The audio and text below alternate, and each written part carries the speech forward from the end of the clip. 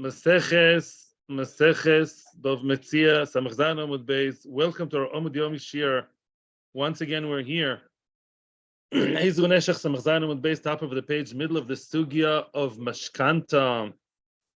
And welcome to everybody here in Avos Shalom, Torah Center, Bet Shemesh. Welcome to everybody in YouTube and, of course, in Torah Anytime. We are in the midst of learning the sugya of how can one actually borrow money, mortgages land, which is called mashkanta. There are many different ways of doing it. Have the person who is the malve, the lender, eat some of the fruit throughout the years of the mashkanta, and yet get out of Ribbis. In other words, if I borrowed $1 million from someone, and I will give back the $1 million eventually, 4, 5, 6 years times, and what? Meanwhile, my $1 million apartment is mortgaged by to the other person, the malve. He wants to rake in the rent, make money from the rent, and yet on top of that, he will also get the $1 million in full when time comes. Apparently, that seems like Ribbis, right? It seems to be like Ribbis. There is one solution. We're going to see six different ways how we overcome that. One way, Rashi said yesterday, Rashi said it many times, and we saw it yesterday, and that is when the mashkanta is a mashkanta that cannot be stopped in the middle of the term, in the middle in other words, it cannot be taken back. The land cannot be taken back by the loive, even if the loive gives the money, until a specific time comes. They fixed an amount of time, even if they didn't verbally fix it, by the way. But if that's a normal thing to do, if we know that in our social society, the social norm, wherever we live, it's accepted in the business circles where the malve and loive, where they hang around, where they hang out, the people always give a mashkanta of fixed amount of 5 years, 10 years, 3 years, and 17 and a half days. And before that, nothing can be changed. That doesn't look so much like a halva, according to Rashi. It looks more like mechira. It's a sale, as the Gemara is going to say, it's mechira lizman. It's considered as if during those 3 years, because the malva can never be removed from the property, therefore it's his for a specific amount of time, and we're going to see many beautiful nafkaminas from that. Inherits it to his children, bequeaths it to the children, v'chule. For that amount of time, it's fully his. It's not fully his forever, not time-wise, but qualitatively, it's fully his for this amount of time. Can I rake money out of my own? Can I make money from the rent of my own apartment? Of course, it's his apartment for the time. That's actually the easy way out. What we're trying to deal with now, and that's a Mechzayin Amud Beis, and that's going to be the topic today, it's already at one way. The next case is, and there are many other ways to explain that, is what happens be Malcolm de Misalki, which means what happens in the place where I assume I'll pay the debt when in 5 years' time. But you know what? All of a sudden, after 3 years, he won the lottery, got a good job. He has $1 million to pay back unexpectedly earlier than the original time. And if the accepted thing is what? Once I give you the money, at any given moment, the love, gives the malve the money and everything switches back, that looks more like halva, not so much like mechira. It's harder to say that this is a mechira for a time, because it's not really yours. All you have really is a collateral to hold in your hands, and meanwhile you eat the fruit. You have the rights to eat the fruit, but it's not completely yours, because at any given second, the lover can knock on the door, give you back the $1 million, and take the karka back to himself. And therefore, this is, we always like travel, we move between halva and mechira. But the pashtus is, mechira is good, halva is not good, right? Halva is not good because there's ribbis involved in this case, because he's eating more fruit. So the problem is, when you have a person, the halva is not for a fixed amount of time. The lover can always take it back. Well, taking back means what? Halva, right? And if it's halva and he's raking in the money, that's a problem of ribbis. We're going to see now at least 4 ways to overcome that. What I said yesterday when we read the tour, and I stopped short, wasn't wrong. It's just not a chiddush. In other words, obviously, needless to say, if I raked in, let's say, besides the million, I kept the cheshbon of what? Every time I took rent from the apartment that was collateralized by me, I'm the malve, and I made a very nice clear cheshbon in my Excel sheet in the computer, and I'm very yosher, and I know that I made, I don't know, 197,500 shekels. Then what? If I deduct that amount in full from the debt, of course that's okay. The Gemara doesn't discuss it, and the Tur doesn't discuss it simply because that's not even a chiddush, right? Okay, that's not even a chiddush. The chiddush is we're trying to find ways for the malve to yes make it attractive to the malve to yes gain something without having an issue of ribbis. That's what you're trying to do here. We're trying to yes allow the malve make possible gains, profits, and yet somehow get out of ribbis because we wanted to make it look more like alva. Excuse me, like mechira. We want to make it look more like a sale, and that kosherizes that extra gains that it get, and it's not considered as ribbis. How do we do that? That's a journey which we're going to go through today. Okay. Good. Oh, this is a place where in the middle of at any given moment, Mr. Love can come and actually pay back. And therefore, if the malve made money and ate the fruit, that could have been ribbis. So what do? Lo nechul, the malve is only allowed to eat the fruit of the property, ela benachyoso, only if it's done through nachyoso. I have a chart for you people, but it's not ready yet because I don't want to spoon feed you. If you want to make your own list, you should write now. One solution is called nachyoso. Nachyoso literally means lenakot with a chaf, which means to I said yesterday, to deduct. Oh, I want to see Rashi inside. Very controversial Rashi. I want to see Rashi inside with you. Yeah, there are different ways to understand it. Let's see how we understand it. It's a second Rashi. Second Dibra Maschil. Says Rashi, first of all, let's say you owe me how much? You owe me $1 million. I'm telling you now, I'm going to rake in the money. I'm going now to take rent, and it's potluck. Some years I'm going to have good years, some years not so good years. 1 year a law firm would come and pay me tons. Another year the entire floor of offices will be empty. I don't know, but at the end of the day, every year I will pay you by what? By deducting X specific amount of money from the chov. You owe me $1 million every year. We don't know how many years it's going to be. Depends on how much how early will you pay me. It's up in the air. True. The Ritva points out that's not so good. But according to Rashi, although it's an open-ended thing, I do know at least the plan now is that every year I will deduct 100,000. Says Rashi, that doesn't look so much like a loan. Looks more like what? Like paying in installments. It's kilo. I'm buying my way out. Every year I am buying keilu a piece of that land by deducting from the chov. Yeah, it looks like mechira in installments. Now the problem is, and this is the part that's missing in Rashi, the way they deduct it is he gives him a good price. The love kilo gives the malve a good price. The malve, had you not be the malve, I would actually ask, if it was a regular renter who rents the entire office building and ask him for more money than 100,000, I'll ask him 150. Yeah, he's the malve is paying the love, paying through deducting less than a regular customer. Why is that okay? Soon we'll see. I'm just planting this in your mind. Continues Rashi. The Yoired besofek. He goes now to the field, not knowing what the future will bring. The afilu tilke. We're not talking about a field, not an office building. Let's say the field now gets sick.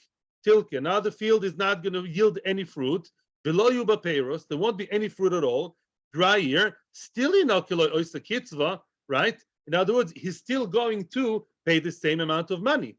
So Lamaisa, because the malva is paying a fixed price through deduction, it's every year 100,000, whether made $1 million or made a loss of $1 million, it's the same thing. Mimela ilkach yishakil minei tfei. Oh, because Lamaisa, the malva took more from the love gave him a good price. Lav Ribbis who.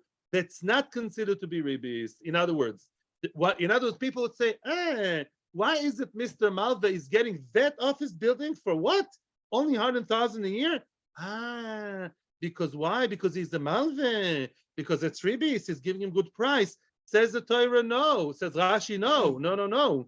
The reason why he's getting 100,000, everybody would pay 100,000 because it's potluck. It's a kind of office building. 1 year you have the fanciest embassy there. The other year the whole floor is empty because he's playing luck over here. He's betting the money, so to speak. That's why he's getting the cheaper amount. But conceptually, one thing we know, according to this opinion, although there are chances that the malve, will make more money than the original million, but because he has a fixed amount per year, that fixed amount makes it look more like mechira and less like halva. That's basically the concept here. That's how do I understand. Now, give me like the 5 explanations. Let's get the picture, and then the questions will come. Now, this continues the Gemara. The tzuva midarabanan. This could be a very nice solution. A tzuva midarabanan. A Talmid Chochem says the Gemara. Talmid Chochem says Rashi, beautiful words. Shetzorch liyasher drocha v'liskadesh b'moiseloi. A Talmid Chochem has to have the straight path, and also he has to do better. Try and keep halacha better than just the minimum. Even things he's allowed to do, he shouldn't be doing. People may learn from him to be mezalzel, to belittle the isurim. In other words, if the Talmid Chochem does something that is just about okay, it's not okay. Here is just about okay, because at the end of the day, he made more money, Mr. Malve. So although it's kosher, because the fixed amount made it also look like mechire, but let me say, you did gain more money than you gave. So it smells a bit like Ribbis. So for the regular Joe Shmobo, like me, like this, he's fine. For Talmid Chacham, we require higher standards. And therefore, what do we suggest that Talmid Chacham should do?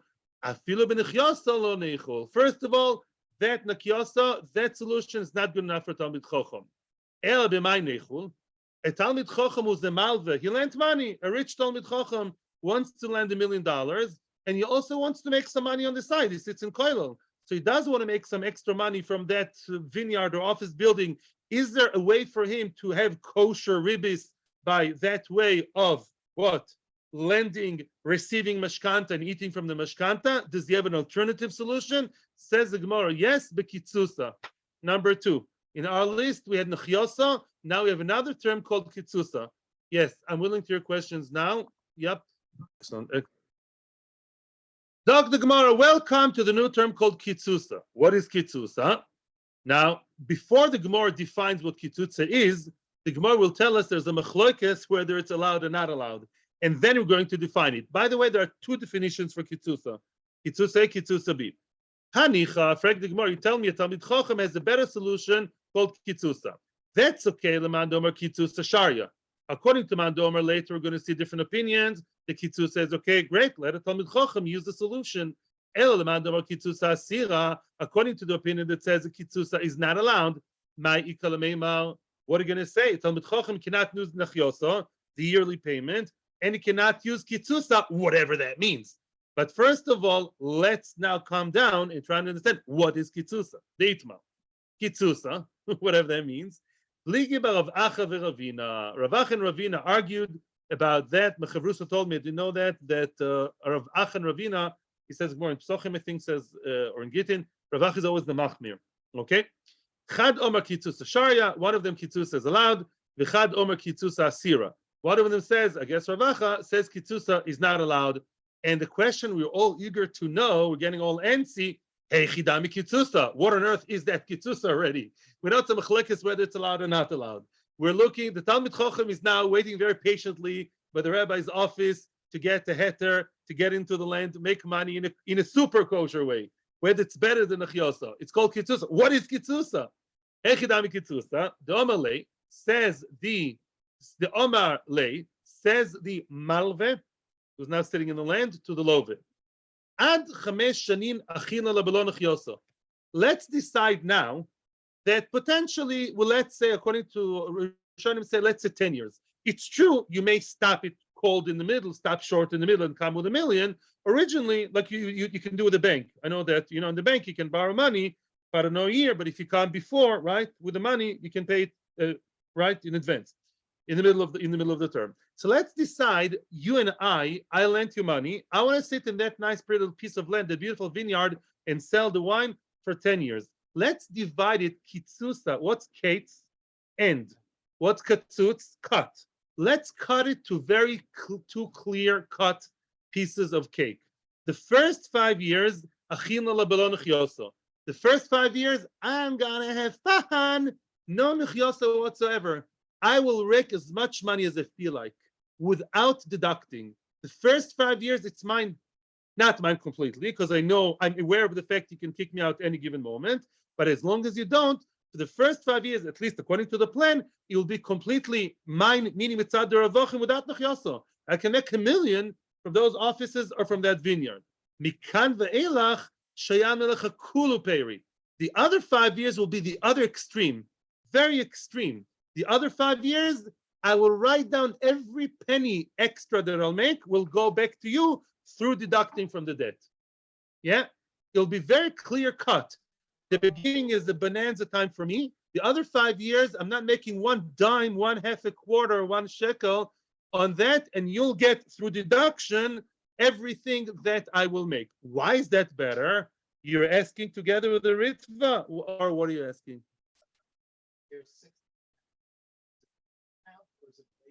No, not fixed. No, Shamina Kulu Peri. No, Kulu Peri is not good. Good question. No, it's not the Nechyosa we had before. This is not Nechyosa Bechlal. It's not fixed. Nothing here is fixed. It's everything. It's wild. The first 5 years, I'll eat everything and make billions.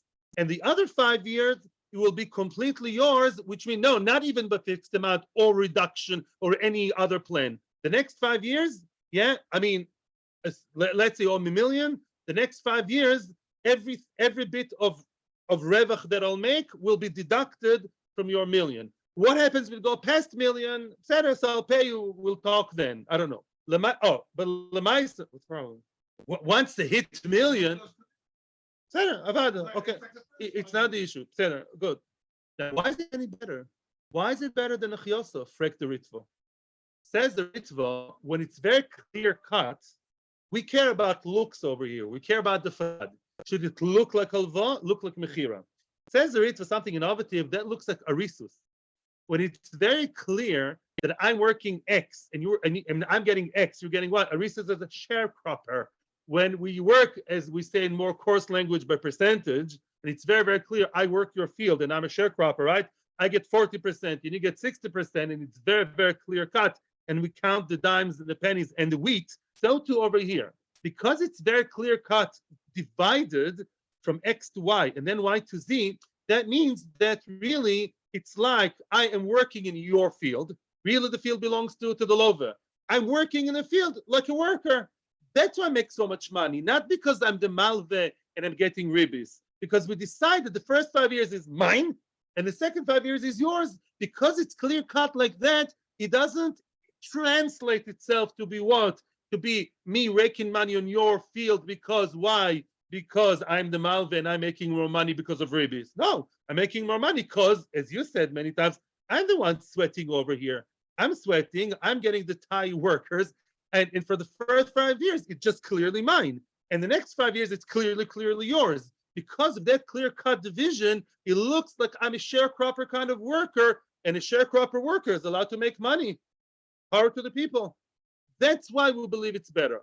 Although, lurking in a corner, we do, and that's good for Talmid Chacham, according to the one that allows it. It's a machlokas. Okay? So, you should work the same thing. You should work the same amount of the same level. Ika de Amri. That's the first version. How many solutions do we have so far? We have Nechyosa for Tom, Dick, and Harry. We have Kitsusa. What kind of Kitsusa? Kitsusa where he can make a lot of money the first 5 years, and the second 5 years he doesn't make anything. It's clear cut. That Kitsusa, according to some, according to Ravina, would be okay by what? Would be okay even for Talmid Chacham. Ikadamri, now comes Kitsusa B. Comes the second version of Kitsusa. Ikadamri, some say, Chol beloy nechyosa osu. No such thing. If you're not deducting at all, in the first 5 years, and you're celebrating over there, making millions without any nachyosa, any plan of a set plan, like you thought, without any set plan of returning the money, not even one day you cannot be there. Mister, you're the Malva, I'm sorry. And the fact you're making a lot of money for the first 5 years with no cheshbon whatsoever, you're having fun, not in my book, according to the second Mishnah. No such thing. So what is the kitzusa that's kosher and even so kosher, even good for Talmid Chacham? That's, by the way, going to be the third solution in our list, right? The first 5 years, I'm going to eat and possibly make profits. However, we're going, the Nachyosa plan that we had, which was the first plan on the list, we're going to apply it for the first 5 years. For the first 5 years, I'm going to do what? I'm going to eat tons of food, hopefully, and money, and make a lot of money from all the offices in that building in Tel Aviv, whatever. However, I'll give you a fixed amount per year. And giving a fixed amount makes it look more like I'm paying you in installments, or more like, renting and paying an installment. Makes it look better. And it's not like I have no cheshbon. I'm not gaining everything. I'm gaining, but there's a cheshbon. There's always a fixed amount that I give you, and sometimes I even lose. Maybe there's a dry year, but I made zero. I still have to pay 100,000, right? That balances it into me not just having bonanza, just having fun and boom, boom, boom, gains all the time. And mikan ve'elach shemina lecha kula peri. Wow. In the second 5 years, it's completely yours. Get it? That like before. The second term, the last 5 years, not only I pay you fixed amount, I pay you everything. All the gains I made are completely yours, deducted from your cheshbon. Okay? That's much better. That's much more conservative and much less Ribbis oriented. So now, manda osa bekamaisa shor bebasraisa. The one who says that the first plan is not allowed, he would allow the second plan. Obviously, the first plan is the first 5 years. Whoo chagige! I do what I want, right? No cheshbon, I eat everything. Those who don't allow that would yes allow the second plan, which is nice and conservative, and I can make a lot of money, but I still have to pay a fixed amount every year. That's much more like a mechire. And man also bebasraisa. But the one who says that even the second way is osir, because remember, Ravach and Ravina, one of them forbade. So if you make a cheshbon, the one who made it osir, let's say it's Ravacha, he doesn't allow even the basraisa. Even that their conservative plan of what? Of for 5 years, I'm not eating whatever I want. I'm eating whatever I want, but I'm paying you X fixed amount per year. And the second 5, I'm an angel. I give you everything. So if you cheshbonois, somebody out there, Ravacha Rabina, does not allow even that, even for a Talmid Chacham. Hey, so give me a solution. How would a Talmid Chacham who wants to be super clean and good, is there a way for him to lend money, get the mashkanta, make some money on the mashkanta in a way that's mutter? Is there such a way? Answers the Gemara. Which solution are we up to? 4. Solution number 4, Shari ki mashkanta de Surah. There's a mashkanta called mashkanta de Surah from the city of Surah. What's mashkanta de Surah? And you're going to be happy now, because in Surah, they wrote down clearly the terms of the halva and listen to how they did it. Mashkanta de Surah is as follows: the katvi boy hachi. In the mashkanta de Surah, they clearly wrote, black and white, with or without the lawyer, the adim, whatever. They wrote like this: hachi, b'mishlim shnaya elaine. At the end of, let's say, 5, 6, 7 years, although he could get out of it earlier, but there is an original plan. Let's say I give you a loan for 7 years, and I want that apartment 7 years, and the apartment is worth how much? Well, we'll see. Teipuk arada beloy kesef. That land will come back to you without money. Meaning what? Meaning what? Payments are applied to the loan. What order produces this? Basically, it's like Nachyosa, but in one lump sum. There's one lump sum of the entire 7 years. I borrowed $1 million. I lent you $1 million. I lent you $1 million. You're giving me a field that's worth, let's say, $1 million. But even the chiddush here is that even though I can assess it in $1 million, even though it's worth less, I'm gaining something. Yeah, I'm getting something that's worth less. They're worth more, for less money. Let's say your land is worth not $1 million, $1 million and $100. Let's say $1 million and a bit. I'm still going to what? Get the entire land for the money. Yeah. In other words, I'm not paying you bit by bit.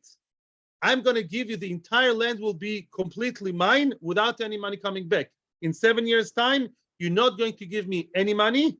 If you give me money, very nice. Or, no, excuse me, because I ate during those 7 years, I ate the land. Yeah. We assess in advance however much I eat from the land. We assess the entire 7 years and we say that is worth $1 million. That is worth $1 million. And therefore, if I ate, the entire thing is deducted without any money.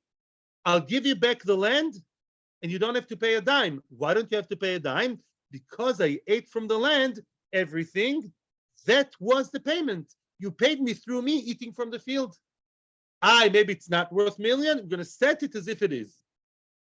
1 second. Again, I'll repeat. Makes a lot of sense. 1 second. Let me repeat. Mashkata D'Sur means as follows. I lent you $1 million. Yofi. I take the field and I'm going to start eating and eating and eating and eating. We decided that my eating will always be worth $1 million shekel. And if at the end of 7 years, I finished eating the $1 million, I'll give you back the land without getting any extra money because I was paid through the eating.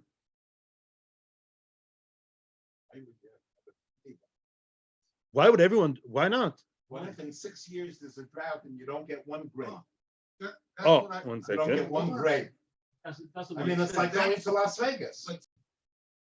Let me explain to you what Rashi, not what the Rishonim say. Even Rashi Tosfos says, this is very similar to Nechioso, but it's better. Meaning, I'm playing roulette here, but most probably I'm going to win that roulette game. Why? Most chances are, if I'm a hard worker, yeah, and I know that in 10 years' time, I'm going to get the best workers, build a building, do whatever I can, and most probably I'll make more money. The Malvi here is not a tzaddik gomer. He wants to make money here. And therefore, when this Malvi came into the land, chances are that really he will make more than the $1 million that he invested by giving $1 million to the Lovet.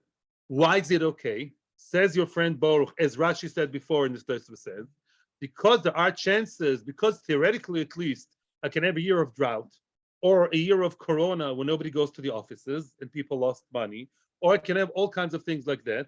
In such a situation, we say that is okay to gauge that amount of money and say, for 1 million, I'm getting more than $1 million. I'm getting potential of developing into 10 million, because maybe 1 year it's going to be drought. It's not considered as Ribbis, which is very similar to Nechioso. And actually, the Rishonim ask, what's the difference between this and Nechioso? Because Mashkanta D'Sur seems to be the thing everyone agrees on. Everyone agrees, Ravacha, Ravina, whoever you ask, that's okay, even for the biggest Talmid Chacham. Even, I don't know, Moshe Little Hirsch, everybody can do that Heskem, that operate. Everyone can do that agreement. Why? So the Rishonim explain, if you do it year by year on an annual basis, that still makes more like Ribbis. Why? Because every time I make money and I return, I make and I return, so there's still wheeling dealing. Mashenka, when it's all one lump sum, and also Baruch, it's written, by the way, the Tosfos mentions that too, because it's written in advance, and I decided one lump thing called the land will get back to you without any money, because I gave you $1 million, and I'm getting in return a karka, which we decided is worth $1 million, even though in future it may make more money, it looks much more like a sale. Last time I bought in the Makolet, last time I bought something, usually, forget about credit card, what do? You get the item and you pay money. That's what happened here. That's why it's much more easy to look at it as mechira, not like alva. Although it started as alva, but because we decided there's one piece of land, one payment, boom, boom, chak, one clear, swapping, I gave you $1 million and I'm getting a karka, which we decided is worth $1 million, and I'm going to get to use it for 10 years for $1 million. That is considered more like mechira, not like alva. As opposed to Nechioso, original Nechioso, which was more like bit by bit, there's more wheeling dealing between them. That looks more like I'm slowly, ke'ilu, deducting the chov, deducting, not deducting. I'm dealing with the chov, looks more like Ribbis. The Shenken over here looks more like a sale, and that's kosher by everybody. So really, we had 4 solutions here. We had 5 solutions. One solution was to simply say what? It's a place, or when they decide to do what? The lova cannot come back in the middle of the years. That's good. Why? If the lover cannot get the land back, he cannot just, break everything in the middle, right? He cannot give back the money and get back the land. In such a situation, that's for sure fine. Then you had 4 other solutions. We had Nechyosa, we had one way of the Kitzas number 1, Kitzusa number 2, and Meshkanta de Surah. And I am adding Avada, if the Malva is a real tzaddik and doesn't want to make any money, then of course it's okay. Just not mentioned here because it's simple. Yeah, there are 4 ways of solutions to what? To yes, make money in a way that doesn't look like Ribbis, but looks more like Mechira.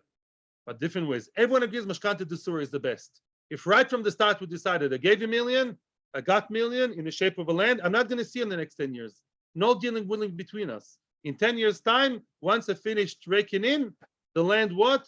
Goes back to you, the lover.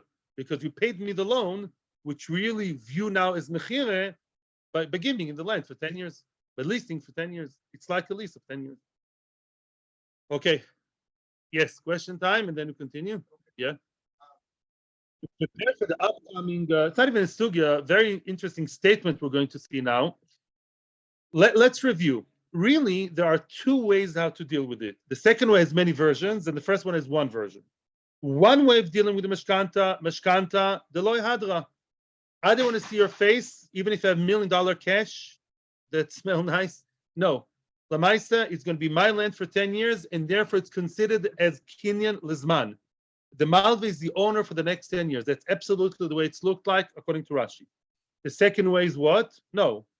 It doesn't belong to the Malva, because at any given moment, he can be taken out of there by the law of giving back the money. So what does he have there? As we're going to see, what he has there he has the rights to invest and eat the fruit. All the fruit that the land will yield, with or without his investment. You guys were asking about the investment. It's a different story. Let's say the rain comes and the rain just whatever. Let's say the renter is already there. You gave him an office building, he doesn't have to work at all. The renter is already there. All the embassies and all the law firms and all the accountancy firms are there. He just has to rake in the money, right? If he doesn't own the land, what does he own? He owns the right to reap the fruit and get them. That's what he owns. But he doesn't own the actual land. This is what's important for us to know, okay? How is the arrangement? There are many different arrangements, true. Let's see what the Gemara has to say now about that. Rav Papa and Ravuna Breder of Yoshua, Amri Tarvayu. Both Rav Papa and Ravuna Breder of Yoshua said as follows. I mashkanta be'atra de misalki, meaning a mashkanta in a place where Mr. Malve sits there pretty, drinking his coffee, raking in the money, knows any given moment, knock, knock, it's me, Mr. Lova. Excuse me, get your briefcase and your thing out. I paid you. Out, please. Was nice doing business with you. I appreciate it. Thank you. Respectfully, I'm giving you even 1 hour to collect your coffee. Okay. But any given second, I can just come and pull the rug, from under your feet. Therefore, he's not the owner, right? And therefore, there are 3 nafkaminas from owning a land without owning it, meaning just owning the rights to make the profit, but not owning the land.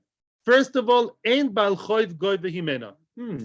Let's say Mr. Malve, the big shark Malve, also owes money to somebody else. He's a Malve and a Love. There's another shark who wants to bite him.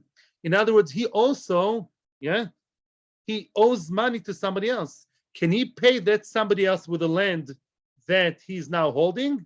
No, it's not his land, right? It's not a form of payment whatsoever. It's not meshubad. You guys may ask even what's the chiddush. There's a very long and very important Rashi here, which I'd love to read 1 second. Let's say the guy died. In the middle of the 5 years, raking in all the money, he got too excited, got a heart attack. Mr. Malve, who sits in the land, temporarily, heart attack, Baruch Da'anu Emes, everyone cries at the Levaya. They assume him now, what do they own? They don't own, but they continue what? They continue the agreement. Now, Junior and Junior, the children, now they sit in the office. They're not Yisomim Ktanim. They're 30, 40 years old, very savvy businessmen. Now they take it. Can a Baal Chov take the money from them?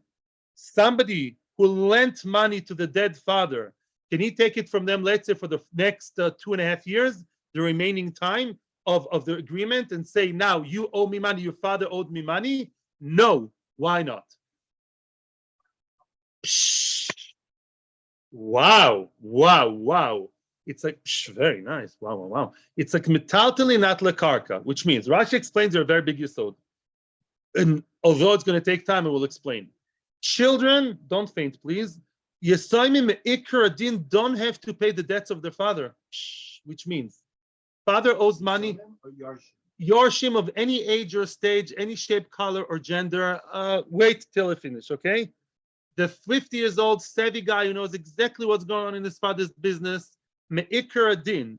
If the father had no land, if the father owed money and had no piece of land, very rich man, but he has lots of cars and lots of computers, I don't know. Yeah, he didn't have a piece of land, right? That's meshubed to the original malveh. Only metaltalin, that shibud haguf. He himself, when he borrowed when he was alive, he has a chiyuv. I'm not giving all them a course, it's very long Rashi here. He has a chiyuv to pay because the Torah says, you borrowed money, you got to pay. Once he died, nobody else has to pay mitzad shibud haguf. My father put on tefillin every day of his life. I don't have to put his tefillin. It's chiyuv agavra on the person. Why do Yisomim have to pay the debts of the father? Because the karka is like an orev. Only if the father had a piece of land that fully belonged to him, to the father. The karka is like an orev. Just like you have a guarantor, that's name is Chaim Yankel Sprincelovsky Plon Elmoini. There is a guarantor called karka, a piece of land in Tel Aviv, New York, Los Angeles, or Tokyo. There's a piece of land. That piece of land remains the same piece of land. It belonged to the father, now it belongs to the children. The children only have to pay, as you very nicely said, if they are now the owners of the karka, because the karka owes money. The karka owes money, the karka outlived the father. Now the karka is in their hands. They got to give the karka to Mr. Who? Bal Choib. In this case, the chiddush is, although it looks like and feels like, and the children walking around, they think that those big people over there own the land. They don't really own the land. They own the right to rake the money and cut and eat the fruit, but they don't own the land. And therefore, if the father died, the one who's malve from X, but love from the other guy, right? His children will not pay with this karka to their malve, because the karka simply was never their father and never belongs to them. The father has rights to rake money from the karka, and so do they, up until the time comes, yeah? But not more than that. Because it's not called ownership of the karka, therefore it's not caught by the one that they owe money to. It's not meshubad. Baruch Hashem. Now, second, then a b'chor notel ba pishnayim. Second of kamina, a b'chor. We all know that a b'chor, firstborn man, takes what? Double as much. I want to ask you a question. If the father, nothing to do with us and has to do with us, if the father of the people, there's a father, he has a b'chor and 3 other children, and he bought a lottery ticket. Yeah, lottery ticket the day before he died. Oh, he bought a lottery ticket. You know, I don't know. And then he fainted. Rav Avadi said it's ulcer. He died. And then what? And then he won the lottery. Does a b'chor after his death? The member won the lottery. Does a b'chor get pishnayim? Does a b'chor get double? Yeah. No. Why not? Good. Why not? Because we learned in Bava Metzia. Why? But the b'chor is supposed to get pishnayim. Muchzak v'lo beroi. B'chol asher imotze lo, says the Torah. B'chor only gets pishnayim in assets that belonged to the father when he died, not potential. A lot of questions about what dividends and about rent coming and about upcoming thing. Lo baloilam about, no, how do you call it in English? All kinds of I forgot. It gets all kinds of futures and stuff in stock market and business, v'chule, and the lottery ticket. All these things are dubious at best, if not completely not belonging. Of course, he's going to get, but just like a regular brother. Over here, he doesn't get pishnayim. The father died after 2.5 years of that agreement, still 2.5 years to go, let's say. The b'chor will not rake pishnayim from all the fruit that will come next month or the office rent that will come next month. Why? Because there is nothing here that the father is holding. He just has a ticket that next month he'll be able to rake. And this ticket renews itself all the time. Yeah, he has rights for something that will come. Hopefully, there'll be a good year. It will rain and the gefonim will grow. But he doesn't have anything in his hands really at all. It's a chiddush. And therefore, the b'chor doesn't get double because it's not called muchzak. It's called roy, potential. Next nafkamina. Oh, just last year, the shvis meshamateto. The shvit is going to be mishamet, which means we all know that unless you write prusbul, a shvis, somebody owes you money in shmita, you can say goodbye. Shvis absolutely absolves the person from paying back. Now, what happens if a person has a mashkon in his hand? Let's say I lent Yitzchok money, and Yitzchok, I lent you 100 shekel. Let's be, a little bit calmer and sanua. and I said, Yitzchak, I'm lending 100 shekels. I know the mashkon. I want mashkon. You have a very, very nice hat. Your hat, please, is a mashkon to me. Now, in that case, even if I didn't write Prus Bull, you still have to give me money all the way through Shemitah. You have to give me the money. Why? Because if I hold the hat in my hand and it's something tangible and metaltalin, it's one of the rare cases metaltalin is better than this case. If I have metaltalin with me, it's as if I have the metaltalin already, because Rav Yitzchak says that a person who has a collateral in his hands, which is metaltalin, a mobile thing that he's holding in his hand physically in his house, it's as if he was already paid back. It's his. Elamai, after Shemitah, I want to switch and swap, give you back the hat and get the 100 shekels. But Lamaisa, the Shemitah does not stop that debt. Yeah, why? Because it's already, the debt was collected by me taking the hat from Yitzchak. Get it? In other words, it's not called like a whole new debt is coming. Yeah, which is absolved by Shemitah. It's continuing the hemshech thing of the mashkon. In this case, although it looks as if there's something in their hands, they don't. It's worse than having a hat in your hand or some small tiny thing. Although it's a big business and offices and all that and vineyards, Lamaisa, in their hands they have nothing. They have the rights to get the money from that land. But in the land they owe zero. And therefore in the Shvita, it's Mishamatato. Let's say that there is a debt over here and there is a debt. Shemitah is Mishamit. We're talking here about a debt. That very same debt that Mr. Office building owner owes money to the Malve who now sits there and rakes the money. That debt, once Shemitah comes in, Machloek the beginning or the end, Shemitah stops it. Shemitah drops the debt. They have something in their hands. They don't have anything in their hands because they're not owning the land. They own the rights, which is something airy-fairy. It can get very real. But every month it's kilo, they're getting new money that will come in the future. They're not holding anything tangible in their hands. And therefore, in such a matzav, the Shemitah is Mishamit. It's not called holding a mashkan in my hand. I have the rights to get the money, true, even in court. But those rights are nebulous. They're not something really in my hands, and therefore the Shemitah will stop and drop the chop. No question for the next. Now, the Gemara, all the Gemara is going to do now is the mirror image of that, the opposite. The Asra de Loy Mistalki. What happens exactly the same case? Spot the differences. But let's say now the debt is, what's Loy Mistalki? The loyve can never come in the middle of the term, in the middle of the 5 years or 10 years. They cannot come with the money. For the next 5 years, I'm the boss, says the Malve, and he is the real owner. For 5 years is a complete owner. All three halachas will reverse. He dropped dead. The temporary yet complete owner of that building or that field dropped dead in the middle. For those 5 years, the building is his. So now he died. The children are now the owners of this building for the next, whatever, 2.5 till the end of the term. They are now the owners.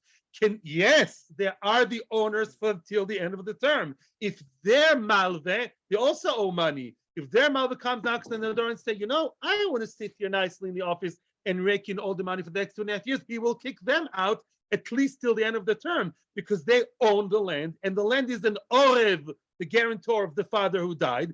They are now the owners of the guarantor, which is bad for them actually. And that guarantor now will go and be paid to them out to their mouth.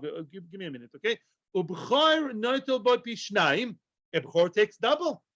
Ebchor, the daddy died after 2.5 years. The 2.5 years to go. That's a nice office building in Tel Aviv, and that's millions of shekels. The Bchor will get pishnayim because daddy died with something in his hand called the building that's owned by him. It's going to end in 5 years' time. Good, but for those 5 years, it's completely his.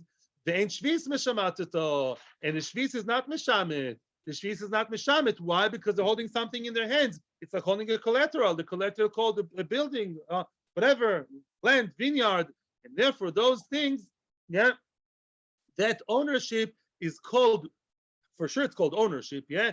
And the Shemitah is not meshamet. Why? Because I have it. If I have something in my hand in return of the loan, this is even better than a collateral. It's mamish, mine, for 5 years.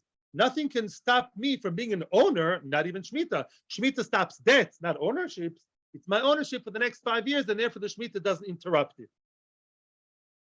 Quick questions and comments, and then we have at least one more piece to go. Or you're okay? Yeah? Here more Charlotte. Continues the Gemara. V'omar mar zutra mishmeder of Pope. Hai mishkanta be'atra de misalki. In a place where actually any given second the lover can come and mesalek, remove the lender from the land. Misalki le'vafilu mitamri de abudia. Wow. Let's say the lender was in the middle of picking the dates from the palm tree. Now he put them already in the abudia. He put them on the mat. Yeah, they used to hit pick the tamarim, and they would fall in the mat. Now, as long as the dates are still there and they were not taken away from the field, and he did not do hagbah on them, he did not acquire the tamarim. What did he tell you at the beginning? The malva has the right to acquire the tamarim, but if he worked the land very hard, but now what happens? He did not yet collect the tamarim with a kinyan hagbah, kinyan meshicha, kinyan something. What happens? The actually kinyan hagbah, not meshicha. Then what? Then the lova, whoever is the lova, can come and take the dates also. Wow. Even though the dates are not part of the land, they're disconnected. But because they were not yet raked into his own bank account, to his own pocket, to his own house, they're still in the realm of the field. They too will be collected by the lova, surprisingly, in the middle of the term. Wow. Ad kedei kach. It shows how little the malva has in the field if it can be taken away. What is the solution? Continues the Gemara. If he did hagbah to what? The tamarim, and placed them in the sisni, in the baskets. He did kinyan hagbah on the tamarim, placed them. Then the tamarim are his. And then when the lover barges in the middle, the lover will take everything, but not the tamarim, because the tamarim, he used his rights, he exercised his rights, the malva, and took the tamarim, acquired them, placed them, and that's why they cannot be taken away. They're already moved from potential to real ownership by him. It was kilo right in their bank account by us. Ulaman de Omar continues the Gemara, one more thing. According to the one who says in Bava Basra, Kelev shelokeach birshus moicher kono lokeach. There's an opinion that says kinyan kelim, if you remember, a lokeach, a buyer that has his own basket, even in the house of the mocher. I want to buy something from you. I want to buy oil from you, and you're the seller. I bring my own jug, and you pour the oil into my jug in your house. The mere fact it's in my jug, right? In my jug alone already means it's mine. It's like I have my own mini chotzer inside of you, right?